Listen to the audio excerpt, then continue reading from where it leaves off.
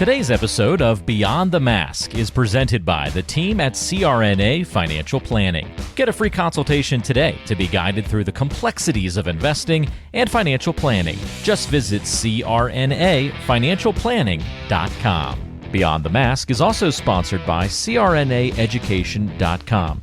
CRNAs, you can get the CE credits you need by just going to crnaeducation.com. They have over 100 APN-A prior approved credits, all 4 core CPC modules, and even over 40 pharmacology credits. No subscriptions, it's all online and mobile friendly. Just go to crnaeducation.com. And don't forget, listening to our podcast can earn you Class B credits. For more information on how you can submit them, check out our CE credit tab on our website, beyondthemaskpodcast.com. Welcome to Beyond the Mask, innovation and opportunities for CRNAs and advanced practice nurses, with certified financial planner Jeremy Stanley and CRNA Sharon Pierce. Jeremy Stanley has worked with CRNAs for more than 23 years, and Sharon Pierce is a former president of the AANA and the NCANA. Join us as we leave the operating room and learn the latest in the CRNA and advanced practice nurse industries. Beyond the Mask starts in 10, 9, 8, 7. Hey, this is Sharon. I'm in Washington, D.C. at Mid-Year Assembly, and unfortunately, Jeremy couldn't join me here at the meeting. However, listeners, I have been joined by one of our new guest co-hosts, Tracy Castleman. Tracy's been a lifetime and a long time. We're not going to define any of that. Friend of mine, and is one of the group I affectionately call the Fab Four. Tracy, thank you for joining me today. And so why don't you tell our listeners a little bit about yourself before we kick off our topic today? Well, I would have liked you to have said you were fortunate to have Tracy here with us today. I am more than fortunate. I am a well-seasoned CRNA. I started in New York. I'm a graduate of the fabulous Albany Medical College program from Denise Martin Sheridan and Kathy O'Donnell were my program directors. I got to learn from the best. I know you're just a little jealous over there, aren't you now, Kristie? You know, Kathy O'Donnell is one of the reasons that I'm here. Well, she's the reason why many of us are here. Right. I got to practice in Albany at the Trauma Center for quite a few years before I moved to New Jersey, where I raised my 2 sons, and I've been active in the state association there, holding many different positions, including president. And I currently chair the state association's charitable arm. I believe we're the only state that has its own charitable arm. I think so. Which is really a nice place to be at this point. I get to ask everybody for money, and I spend it on our charity supports communities at risk, healthcare risk, and health being defined in all ways. It could be homelessness, it could be in access to care, all sorts of things. And so I'm real fortunate to do that. And I'm here today adding this to my resume. All right. Well, Kristie, so glad to have you back with us again. It's been a while since you've been with us. It has been. So why don't you introduce yourself, tell us where you're from, and go ahead and tell us what your topic is for today. All right. I am Dr. Kristie Hoch of Tucson, Arizona, and I'm the program administrator for the nurse anesthesiology program there. And I've been there since 2017 after living and working in Maine for an all-CRNA company. And I've lived a full life in that I grew up in Nebraska and I went out to Maine once I got out of nurse anesthesia training. Lived there for 13 years, raised 2 sons. Tracy, I didn't know we had that in common, but that's why there's this kindred spirit here. One of the many reasons. Right? Boy moms. Yes. Boy moms, New England, there's a lot of different things there. But yeah, and now I live in Tucson. I don't have to shovel snow. It does snow there. I finally realized there's warmer places to live. Yeah. I have seen it snow. We were at a meeting in Arizona when Dennis Bless was president. I was president-elect, and it snowed Yeah. in the desert. It snows in the desert. It gets It's cold. gone by noon, but Yeah. it snows. Unlike and me, it's kind of pretty. it's gone by May. Yeah. If you're lucky, Yes. it's gone by May, and that's after you get through mud season. Yes. Now, Kristie, before we launch into your topic, you were the one who brought forward within our organization, why don't we call our students residents? Because they really do a residency. Agreed. And it started off as a kind of a very interesting thing. I had a physician anesthesiologist contact me, and we were setting up a clinical site. I said, can we come here and do hearts? And he said, I would love that. But in the affiliation agreement, is it okay with you if we refer to them as residents? And here is why. If they get to a certain level, then they can be supervised 2-to-1. And I was all over it. I'm Let me like, think about that. Yeah, done. Yes. We got this. Yes, absolutely. So then that kind of helped me do my homework, because I don't go anything without having the evidence Sure. to support what I'm doing. So I did all the research, got a zip file on it, went to my boss, who is the biobehavioral health sciences director. Okay, we got it approved there. Went to the dean, got it approved there. Had to go through several different committees to get it approved. Final approval was the vice president of health sciences. Got it approved there. They were like, it makes sense. They're licensed professionals before they ever enter graduate training. They're critical care nurses with experience before they ever enter here. It helps the healthcare staffing shortages because they can be supervised 2-to-1. And it sets us apart, truly, from anesthesiology assistants. And they're attaining a doctorate. So it just makes sense. We've changed it in all of our affiliation agreements except one, and that's because that chief anesthesiologist absolutely refuses to let it happen. But that's okay. I don't send my residents there because I'm not going to put them in a toxic environment. Well, if we just work together, there's enough for everyone to do.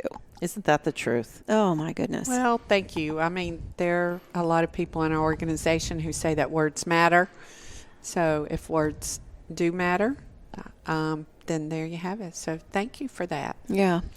So why don't you go ahead and kick off your topic today, advocacy and nurse anesthesiology training. So I honestly feel, and I just spoke on this in a panel for mid-year, and we were talking about how did you get involved? What did it take? And I've been so fortunate to have so many absolutely incredible mentors in my career path. And the fire started when I was a student in my nurse anesthesia program. I was in a clinical rotation in Nebraska, and we were in the process of opting out. Nebraska was the second state to opt out, only a few hours behind Iowa. An anesthesiologist who had written a reference letter for me to get into school had taken out a full-page ad in the paper stating that if we were allowed to opt out and CRNAs could practice independently, there would be blood in the streets and people would be dying. And I just thought, well, what a hypocritical thing to say, because in this letter, you state glowing things about my practice as a respiratory therapist and as a nurse, and now you're coming back and saying, but I will kill people and they will die in the streets. And I remember that feeling of just awkwardness and humiliation, and I never, ever wanted to have that again. And I think that is really what ignited my fire. And I was at a state meeting in Nebraska, and the president at that time was Tim Glidden, and Nancy Gondringer was our FPD. And I was telling them this feeling that I had, and they're like, oh, we need to take her to mid-year. Yes. And That's how we capture you. that was it. And I remember meeting people here and that networking and just talking with what I consider to be the backbone of the APN-A. This is where the leadership community is. This is where the rubber hits the road. Exactly. Yeah. Exactly. And I remember sitting in one of the educational lectures, and Larry Hornsby, happened to get up on the podium, and he was wearing a pair of overalls and carrying a carrots. Yes. I know what year that was. I do too. And I was just like, what is this? Doing his poor boy from Chickasaw, scratching out a living. Yes. Yeah. And the amount of money that he raised, I was just like, oh, well, look at how this works. And overalls with carrots. Yeah. It was But fantastic. good hair. We have to say that about Larry. Oh, He the had silver good fox. hair. Yeah. Yes, Good he hair. still has great hair. Winter ice, I think you call Yes, it. it's winter ice. Winter now, ice. now probably if we stand side by side, it looks same color. And Larry, it's winter ice. It's not gray. Yeah. I love that. So I'm hearing this is what inspired you to be a leader, to be involved, and and now you're paying it forward with your students. Yeah. Boy, you have come full circle. Haven't I? I remember the day that I got the call from the University of Arizona. I was at the grocery store, and I had just gotten off call, and my phone rings, and I answer it because it was a number that I just, I wonder what this is. So this is so-and-so from the University of Arizona, and hey, we're kind of interested. Would you ever consider coming out and being the assistant program director? And I just went, no.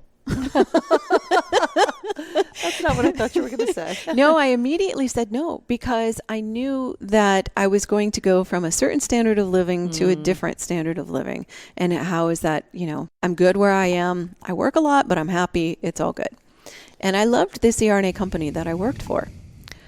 So I get home and I'm unpacking the groceries, and my husband comes in to help me, and he says, so you were gone a long time. Is everything okay? And I go, yeah, I had this case, and then I just stopped at the grocery store. And he goes, yeah, I can tell you stopped at the grocery store. I go, you will never guess who called me. And he said, who? And I said, the University of Arizona. And he goes, yeah, what did they want? Well, they want me to come out and be their assistant program director. He goes, well, what did you say? And I said, no. And he goes, what? And I go, I don't have any desire to do this. What do you think? And he goes, I think you should listen to them.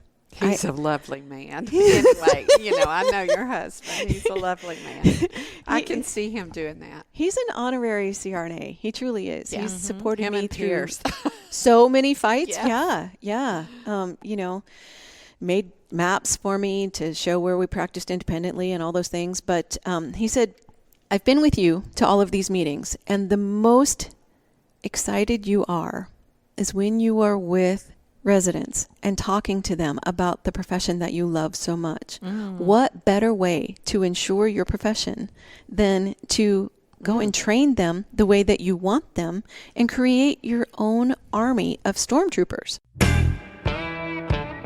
Hey CRNAs, it's time to simplify your continuing education. Welcome to CRNAeducation.com, your trusted provider for CPC core modules and a plethora of Class A CE credits. You can explore 43 detailed articles covering various anesthesia topics, all from your favorite device, anytime, anywhere. And with over 40 pharmacology CE credits, meet your state board requirements effortlessly. Whether you need a few credits or everything to recertify, we have what you need.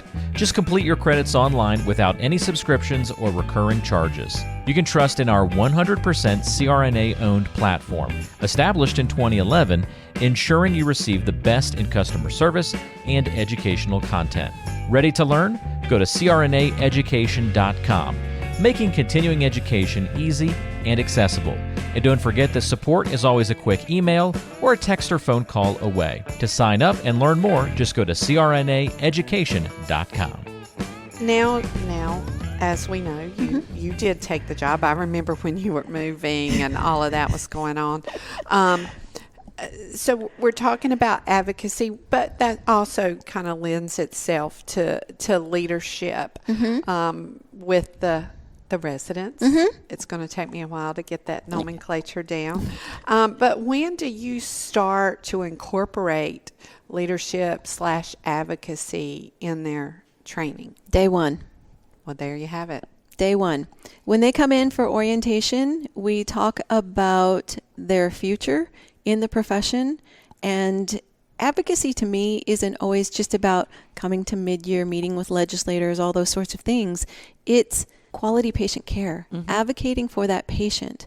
When you have them sign an informed consent, how many patients have told you, nobody has ever talked to me about this before?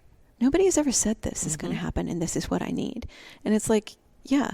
So you're already a leader. One, just getting into a very competitive anesthesia program.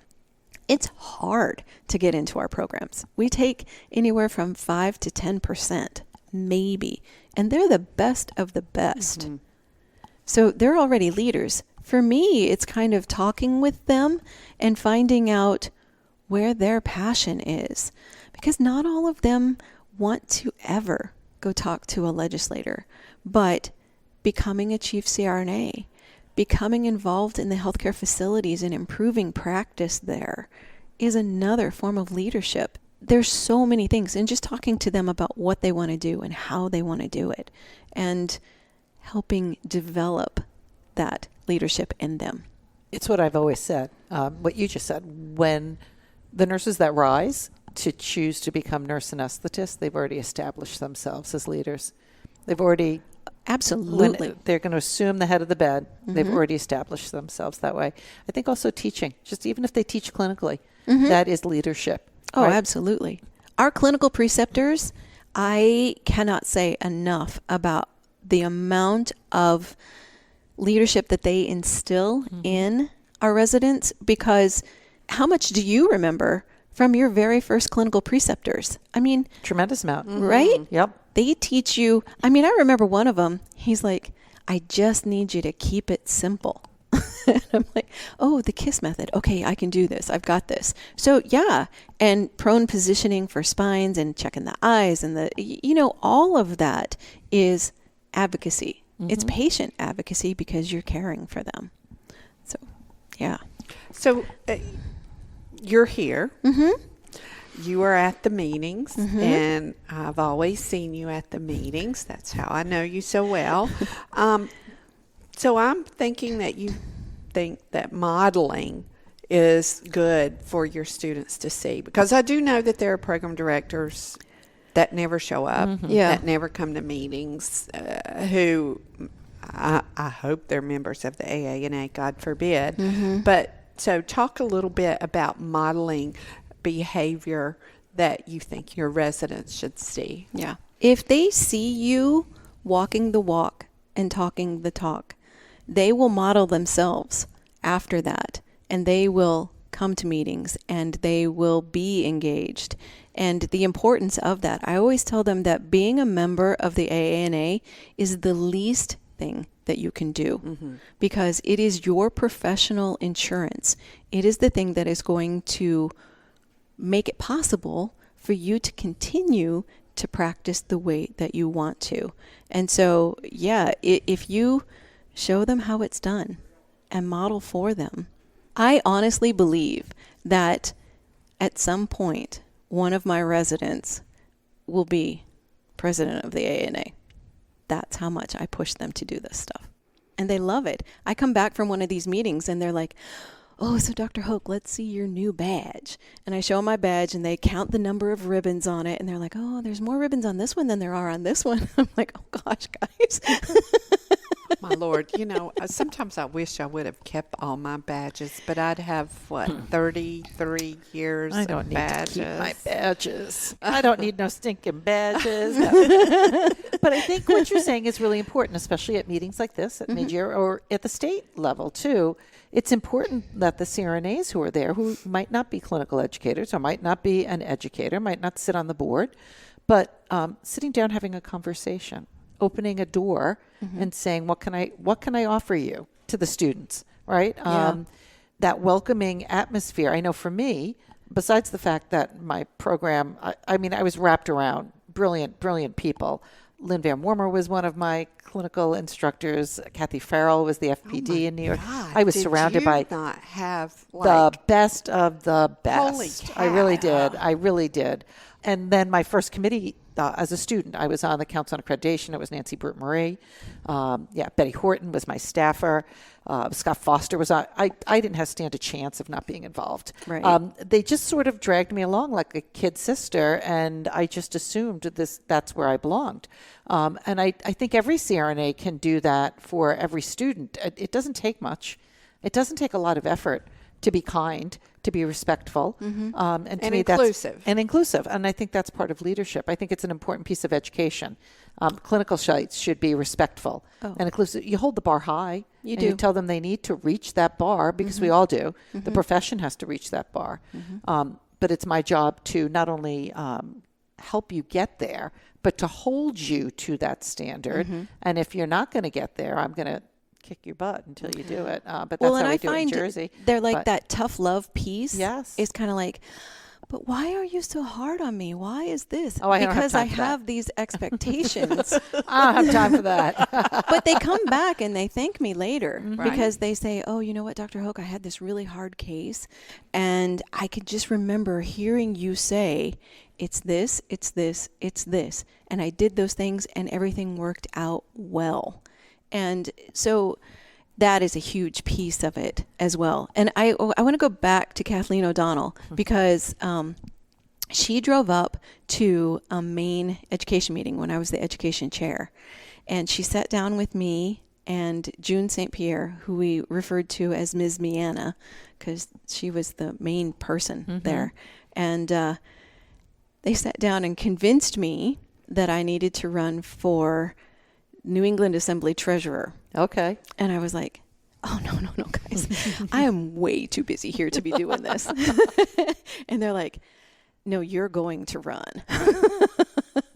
So I was like, and I'm glad that I did, because it taught me a lot. It taught me a lot. And it's not a fancy degree. You don't need a doctorate or an MBA or anything like that. What you really need is good communication skills and be able to talk to at those 6 states and say, the hardest thing is saying no.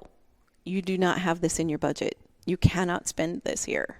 So, yeah, you need to cut back here and make these things. And so it taught me that the communication piece of it, being detail-oriented, watching the bottom line, is better for the association at times than giving away the farm.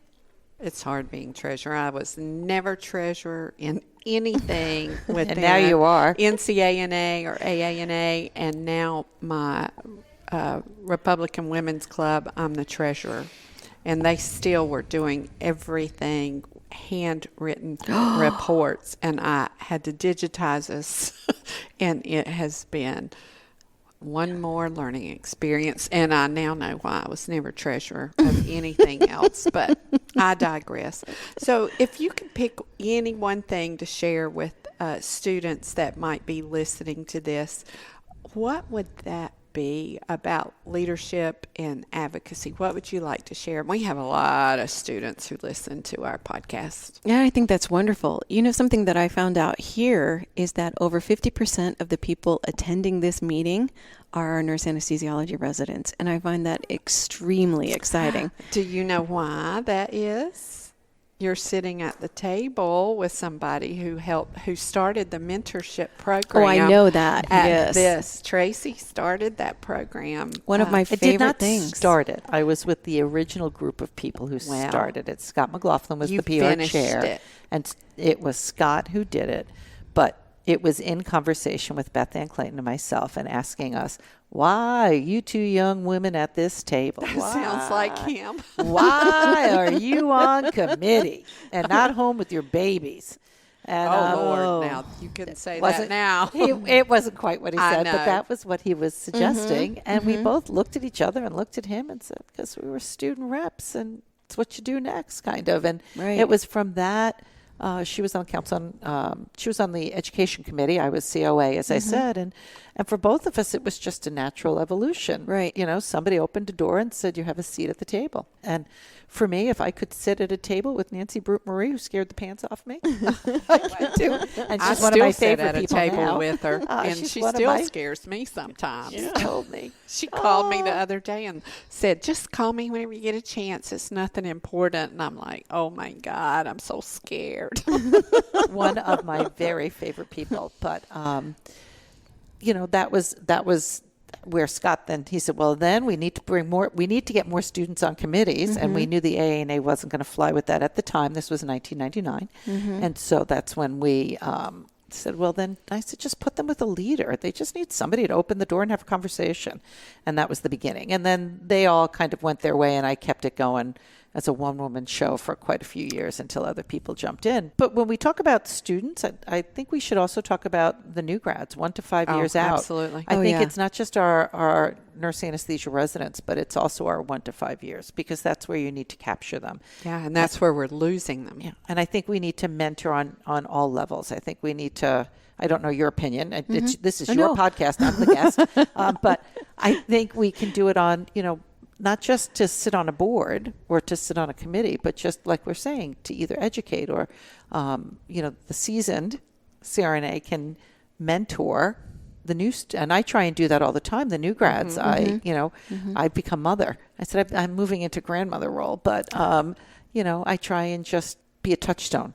The reality is that they're leaders already, and just going out and doing what they do every day. And what I'm seeing, because there has been such a change in our practice models, everybody's going 1099 now and all these other sorts of things. And so you have to be a leader if you're going to go 1099, because you've got a lot you've got to take care of to fix that. So you're automatically there because you're a CRNA, because you're at the head of the bed, but they're becoming chief CRNAs. And they're advocating at facilities to change the practice. So just call me up. I'll be your mentor. I've been part of the student mentorship program here at Midyear forever. It's one of my favorite things to do. I get that email from Karen Sutkus, and I immediately turn around and say, yes, of course. And I've seen the fruits of that, in that some of my previous mentees are on their board, they're presidents already, and they're doing all these sorts of things. So kudos to you for that program, because it's brilliant and I love it. Listen, it's the people who show up every year and do it. That's who get, I helped build a framework. The framework is only as good as the people who are willing to participate. And it's run for so long because really good CRNAs agree to participate and share their knowledge. Yeah. And I can't take credit for that. That's other people's doing, and that's not mine. Today's show is brought to you by the folks at CRNA Financial Planning, an independent consulting firm that offers financial planning services exclusively to CRNAs and their families. From planning for a child's future college expenses to building a predictable income stream in retirement, the firm is committed to offering you comprehensive financial services, customized to fit your unique needs and objectives. If you have questions about your financial future, get them answered. Call the team at 855-304-3748. That's 855-304-3748. Or go online to crnafinancialplanning.com. I have to ask a question. Going back to leadership and training and education, and you said day one it should begin.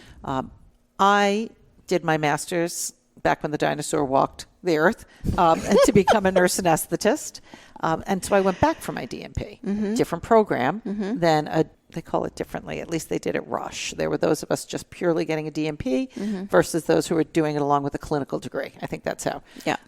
So I did 3 years of all DNP. And there was leadership built in there, clearly. A lot of stuff that's given me confidence to be able to have a conversation with an administrator, things I didn't know, right? All the stuff about scheduling and pro forma. And there was leadership incorporated in there. How much leadership are you able to incorporate as far as a class goes in a DNP that involves a clinical degree? Because it's clearly it's an abbreviated DNP in a sense. It's challenging.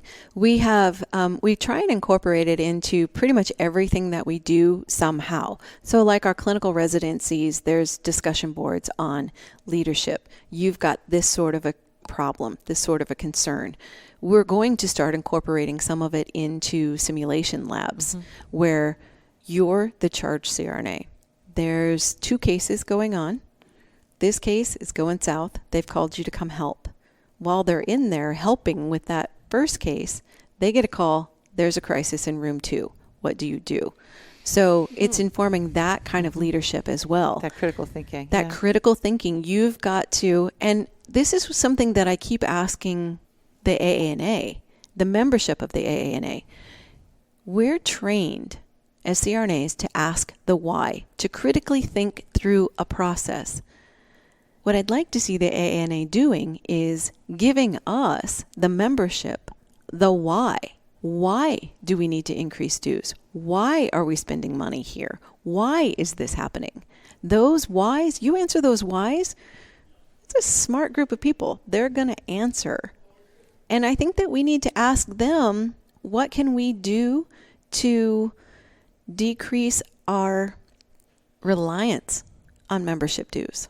They're smart people. They're innovative people. They're coming up with all kinds of businesses and business models that we weren't even thinking of. So just inspiring them to do those things. We try and do that. In our professional development course, we bring in leaders, have them talk about these sorts of things. And one of the greatest things is that we had Bridget Petrillo as our peer assistance and wellness person. And she came in and she does this, not even really a lecture, but she talks to them about her story and what happened with her and how to take care of your wellness and all those sorts of things. And all of our residents were just like, I know that's not really this, but to see her in this role as a leader now, the unexpected leader, they absolutely loved it. And she's brilliant. In your sim lab, have you thought about also, I think one of the things that our opposition has done well is gotten seats at the table that we have not even started scratching at administratively. And as the hospital systems are growing, I work for the 10th largest hospital system in the country now. Recently, they took over our anesthesia group. I've always been in the hospital, but we were a contracted group. And they kicked the contractor out. Now we work for the group, which has created opportunities, which I'm trying to make for myself to get to scratch my way up and into a seat. Yeah, into seats. Opportunities to be seen. Get out of the OR. Right. Do you work on that with the students? Because I think that's other real leadership that we lose at. That's where we lose the game. Oh, absolutely so. One of the things that we do is our clinical coordinators, anybody who is a chief who goes to those medical staff meetings or those sorts of things, we ask them for a week to take a resident with them, show them what it's like Just to mentoring, be a charge CRNA. Take them to those meetings with you so that they can hear the conversations and the questions that are being asked to help them, guide them, give them that 30,000-foot view of what being a CRNA is about. It's not always about you in this OR. It's everybody else in the facility and at the C-suites. If you've got that kind of a view, that leadership view, it makes everything else just kind of fall in place. Right. Because it gives you opportunities to innovate too. Right. And when you're leading innovation, you get a seat at the table because you're helping the system, whether it's to lean them down or be ahead of the ball, ahead of the game. That's all good stuff. Yeah. Yeah. And I love coming to all the different meetings, the ANA meetings, because you get to talk to people such as yourselves and go, okay, so this is what I'm doing here. What can I do to make it better? And I just go home from these feeling invigorated to go and make it better. And every year I ask our residents to do a self-reflection, program reflection. What did you like? What didn't you like? Now be constructive, but so many of the changes that I have made in our program to make it better have come from those papers. We need this. I like this. Maybe more of this. And so we incorporate all of those things into our program. If you don't grow, you die. But in that way, you're allowing them to lead. They're leading for the next generation. Right. They're willing to step up and say their truth. And that's leadership. Yeah. Yeah. And they're like, oh, I was so afraid you were going to get mad at me. And I'm like, no, I'm not going to get mad at you. You are part of this program. You graduate from this program. You are always part of this. Make it as good as it can possibly be. So, yeah, I love their comments. You're doing all the right things. You know, I went to the Wake Forest program, which has had more national presidents than any other program in this country. I mean, we've had, I think it's 8 to 10% of all national presidents, something like that. It's crazy. Came from that one school. But I will tell you, Sandy Marie, well, Nancy was the assistant program director and then left right as I got into school to start another program. But they made no bones about it. To whom much is given, much is expected. And the first day of class, I'll never forget, I come in, I sat down, and I sat beside Jerry Hogan. And Sandy stood up. We thought we were getting our books, and that was it. She lectured for 8 hours. First thing she said was, nobody is going to put me to sleep who makes a B. You will all be making straight A's or you're out. No pressure. And you will be involved in your association. She was just coming off being AANA president, and it is expected. I always paid my dues because I was terrified that Sandy would know if I didn't. Yes, we do know. Yeah. I was scared. We do know. And Yeah. I've contacted residents and go, I don't see your name on this list. What is going on here? Exactly. And they're like, oh, well, I guess I should get back to this. I spoke at the Region 2 and 6 leadership meeting. Yes. And I walked into Wake Forest and I see all those presidential pictures there. And it's like, oh my gosh, I feel like I've walked into Mecca. Really? This is incredible. They have all of our pictures up there. It's very cool. As they walk in, it's like a shrine. Which makes you very happy, I'm sure. You know, of course it does. So as we wrap this up, you know, why don't you tell us who inspired you to become a leader? Everybody's got that person. I know who Tracy's is. Who was yours? Oh, you know, honestly, so many people have guided me, and I get my energy from them. The two of you have inspired me. Tim. Right answer. I'm sitting here saying she's just making that up. I'm not But at all. we are sitting here looking at her. You knew that was coming. We're still going to let you stay on the program. You know? Yeah, They'll that's still air it's this. it's you know, as you grow and you evolve and It your changes. leadership style changes, who you need as a mentor is a different person. Absolutely. And That so, is so true. It's, you know, my residents Oh, inspire I me. bet. Me too. Yeah. They inspire me to be better every day. And it's for them that I do this. And because, and I remember I have this lecture on generational differences, and I talk about how which generation you're from, what you value, what you need. And I'm Generation X, and we value our schedule. So if I'm self-scheduling, I'm good to go. And I am not loyal to a job, but I am loyal to my profession. And when I read that, I was like, oh yeah, that's That totally me. explains it. Very good. Right? So Yeah. any concluding thoughts you want to leave our listeners with before we wrap this up? Just know that as a CRNA, you are automatically a leader, and it is that leadership across the country, whether you're in a critical access hospital that is 1 or 2 ORs and you've saved my parents who live in rural Nebraska, or you're in a large academic center. As a CRNA, you are a leader, and I just appreciate all of you and what you do, and thank you for being part of my community. Well, thank you, Kristie, for everything that you have done for this association, what you do for your residents. I've watched you for a very long time. I know what passion That's that exactly you the word have. I was just going to say. Absolutely. Your passion for teaching for this association is palpable. And it's one of those threads of consistency when I come from meeting to meeting that I know is always there, and it never wanes. It never wanes. And I thank you for your leadership and your contribution and always wanting to do what's right. And you do it at 1,000%. You never do it halfway. Yeah. Well, thank you. Thank you very much. I always want my key term is integrity. And if I can't do it with integrity, I'm not going to do it. Well, you always do. Thank you. Thank you. And always will, as I well know. It's an honor to be here with you guys. So Thank you this for has been fun. joining us. So I think that's a wrap, Tracy.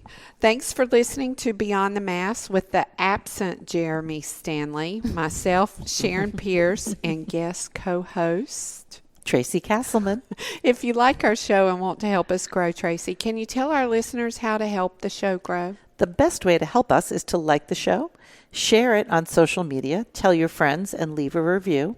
But make it positive, as Jeremy always says. We all know there's enough negativity in the world.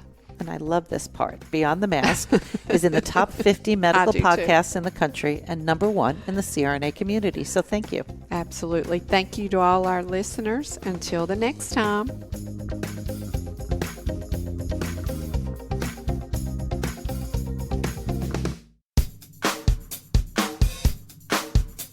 Attention all certified nurse anesthetists. Are you in need of a reliable and quality continuing education option? Well, look no further than CRNAeducation.com. We are an NB-CRNA recognized provider, offering all 4 core CPC modules to meet your certification requirements. You can choose from more than 100 AANA prior approved Class A CE credits, with 43 articles covering a wide range of anesthesia topics. Need pharmacology CE credits? Well, we've got you covered there as well, with over 40 pharmacology CE credits available. All credits are completed online and are mobile friendly. Choose articles worth 1, 2, or 3 credits. There's no subscriptions, no hidden fees, just the CE credits you need when you need them. Owned by CRNAs since 2011, you can trust in our commitment to your education. And customer service is always a quick email or phone call or even text away. To sign up and find out more about our education options, visit CRNAeducation.com, your partner in continuing education. That's CRNAeducation.com.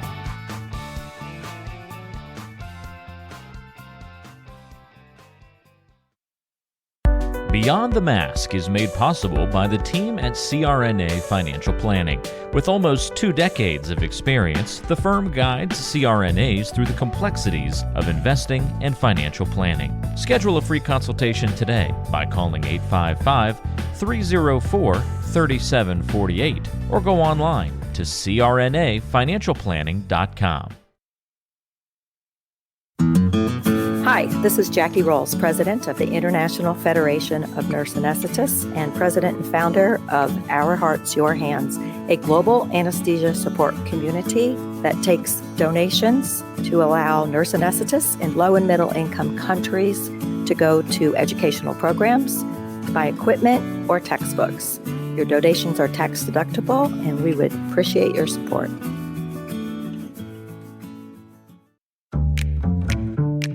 Be sure to subscribe to the show on Apple Podcasts, Google Podcasts, Spotify, Stitcher, and anywhere you like to listen to shows. Also be sure to check out BeyondTheMaskPodcast.com. Each episode is posted there with a corresponding blog post, and we timestamp important parts of the episode to help you quickly get to the content you're looking for. Also check out the special series section on the site. You can follow along and catch up on the CRNA History Series, episodes specifically about political conversations in the industry. Or try the CRNA Personal Finance Series. It's all on BeyondTheMaskPodcast.com. And if you have a question for the show or want to be a guest, or even suggest a particular topic, fill out the contact form on the site or send an email directly to us at info@BeyondTheMaskPodcast.com. And lastly, let's take the conversation social. Check out our Beyond the Mask podcast Facebook page and Facebook group.